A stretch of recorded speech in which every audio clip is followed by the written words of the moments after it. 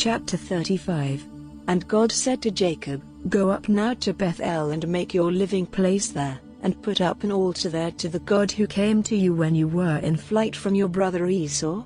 Then Jacob said to all his people, "Put away the strange gods which are among you, and make yourselves clean, and put on a change of clothing, and let us go up to Bethel, and there I will make an altar to God, who gave me an answer in the day of my trouble, and was with me wherever I went." Then they gave to Jacob all the strange gods which they had, and the rings which were in their ears, and Jacob put them away under the holy tree at Shechem. So they went on their journey, and the fear of God was on the towns round about, so that they made no attack on the sons of Jacob. And Jacob came to Luz in the land of Canaan, which is the same as Bethel, he and all his people.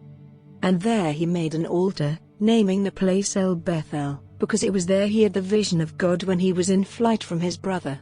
And Deborah, the servant who had taken care of Rebekah from her birth, came to her end, and was put to rest near Bethel, under the holy tree, and they gave it the name of Allon-Bacuth. Now when Jacob was on his way from Paddan Aram, God came to him again and, blessing him, said, "Jacob is your name, but it will be so no longer. From now your name will be Israel." So he was named Israel. And God said to him, "I am God, the ruler of all. Be fertile, and have increase. A nation, truly a group of nations, will come from you, and kings will be your offspring. And the land which I gave to Abraham and Isaac, I will give to you, and to your seed after you I will give the land." Then God went up from him in the place where he had been talking with him, and Jacob put up a pillar in the place where he had been talking with God, and put a drink offering on it, and oil.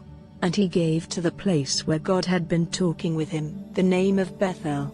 So they went on from Bethel, and while they were still some distance from Ephrat, the pains of birth came on Rachel and she had a hard time. And when her pain was very great, the woman who was helping her said, "Have no fear, for now you will have another son." And in the hour when her life went from her, for death came to her, she gave the child the name Ben-Oni, but his father gave him the name of Benjamin. So Rachel came to her end and was put to rest on the road to Ephrat, which is Bethlehem. And Jacob put up a pillar on her resting place, which is named, the pillar of the resting place of Rachel, to this day.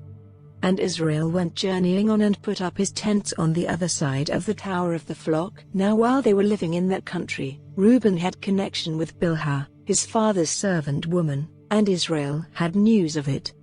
Now Jacob had 12 sons, the sons of Leah, Reuben, Jacob's first son, and Simeon and Levi and Judah and Issachar and Zebulun, the sons of Rachel, Joseph and Benjamin, the sons of Bilhah, Rachel's servant, Dan and Naphtali, the sons of Zilpah, Leah's servant, Gad and Asher. These are the sons whom Jacob had in Paddan Aram. And Jacob came to his father Isaac at Mamre at Kiriath Arba, that is, Hebron, where Abraham and Isaac had been living. And Isaac was 180 years old. Then Isaac came to his end and was put to rest with his father's people, an old man after a long life. And Jacob and Esau, his sons, put him in his last resting place.